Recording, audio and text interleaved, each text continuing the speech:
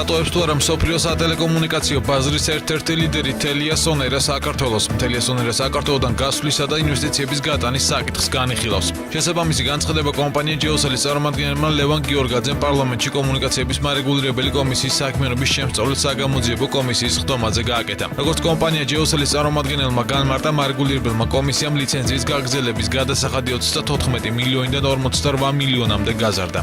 კომპანია ჯეოსელისთვის მნიშვნელოვანი იყო ბოლო დროს განხორციელებული ცვლილება, რომელიც უკავშირდებოდა ლიცენზიის საფასურის გამოანგარიშებას და შესაბამისი ინფორმაცია საგამოძიებო კომისიას ჩვენს მიერ მიეწოდა. ამ განცხადებიდან რამდენიმე ხანში კი ჯეოსელი მისი მფლობელი კომპანიის თელია სონერას მიერ საქართველოს დატოვების გეგმების შესახებ გავრცელებულ ინფორმაციას არ ადასტურებს. TV3 ამისთვის გამოგზავნილ კომენტარში ნათქვამია, რომ თელია სონერა ქართული ბაზრიდან გასვლას არ გეგმავს. ჯეოსელში ასევე განმარტავენ, რომ კომპანიის იურისტის ლევან გიორგაძის პარლამენტში კომუნიკაციების მარეგულირებელი კომისიის საქმიანობის შემსწავლელ ხდომაზე გაკეთებული განცხადება მედია საშუალებების მხრიდან არასწორად იყო ინტერპრეტირებული. ჯეოსელში ასევე აცხადებენ, რომ თელია სონერა, რომელიც საქართველოში საკუთარ საქმიანობას ჯეოსელის მეშვეობით 2003 წლიდან ახორციელებს, ქვეყანაში შექმნილი ბიზნეს გარემოთი კმაყოფილია.